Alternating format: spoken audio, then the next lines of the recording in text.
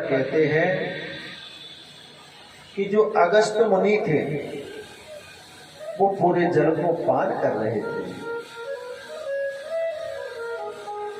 एक बार माता जानकी भगवान श्री राम जी से कहने लगे, प्रभु कोई ऐसा ब्राह्मण लेकर आओ जो मेरे घर भोजन ठीक से कर सके।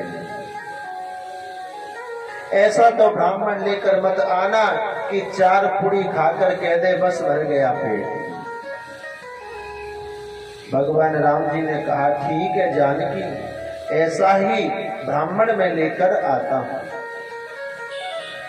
भगवान राम जी ने नेत्र बंद किए और अगस्त मुनि का आह्वान किया। अगस्त मुनि जी वहां पर प्रकट हो गए और कहने लगे, स्वामी मेरे लिए क्या आज्ञा है कि आज आपको हमारे घर भोजन करना है। अगस्त मुनि ने कहा, ठीक है प्रभु, जैसी आपकी इच्छा।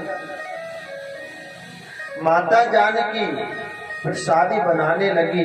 अगस्त मुनि को आसन बिछाया, अगस्त मुनि बैठ गए और माता जानकी एक थाली में प्रसादी लेकर और अगस्त मुनि के सामने रख दी। अगस्त मुनि जी कहने लगे माता जानकी से, मैया ये बताओ खीर की कटोरी कान में डालूं या नाक में डालूं? माता जानकी कहने लगी, स्वामी आप पाओ ना और रखिए, बहुत खीर रखी है। अगस्त मुनि ने एक थाली में उसी में खीर, उसी में सब्जी, उसी में पकौड़ी, उसी में रसगुल्ला सबको मिलाकर एक बार में ही पा गए।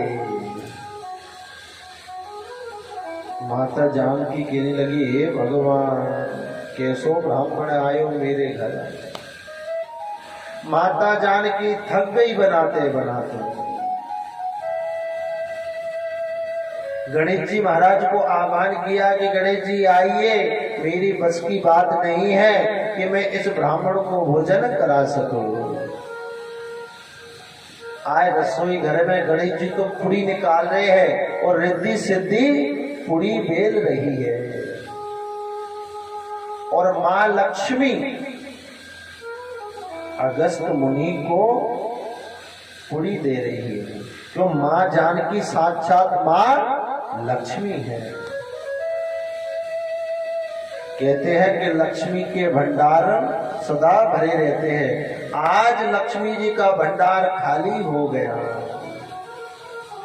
अगस्त मुनि का अखंड भोजन चलता रहा। माता जानकी परेशान हो गई। माता जानकी जल लेकर गई।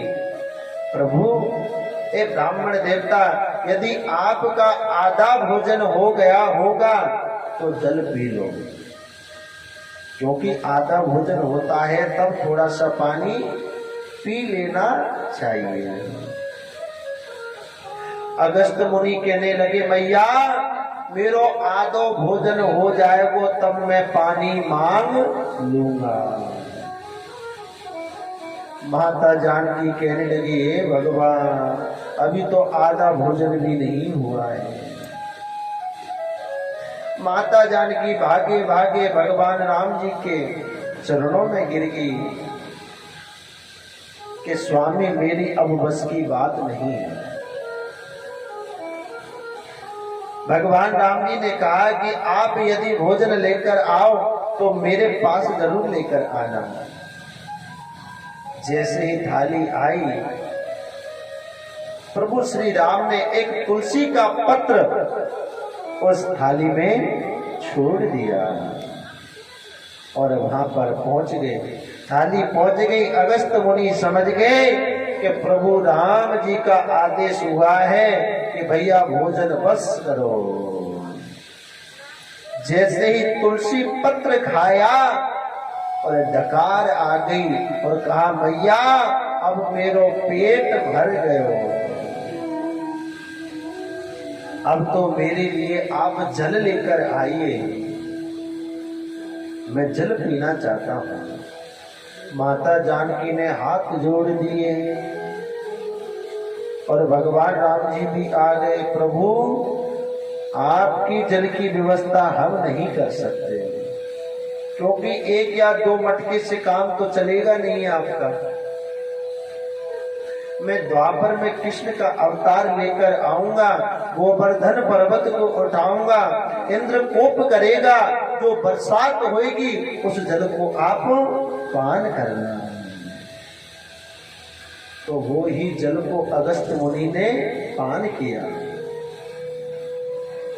और गोवर्धन पर्वत के चारों तरफ भगवान का जो सर्प है वो बंदी बनाकर पूरे पर्वत पर लिपट गया और थोड़ा बहुत जो जल था वो ठाकुर जी का सुदर्शन चक्र सुखा रहा था। इसीलिए इंद्र ने जितने भी बरसात कही, ब्रज में एक बूंद भी पानी की नहीं गई। इंद्र समझ गए कि ये और कोई नहीं है, ये साक्षात मेरे नारायण हैं। इंद्र आया और इंद्र ठाकुर जी के चरणों में गिर गया, प्रभु मुझे क्षमा करो। कन्हैया ने इंद्र को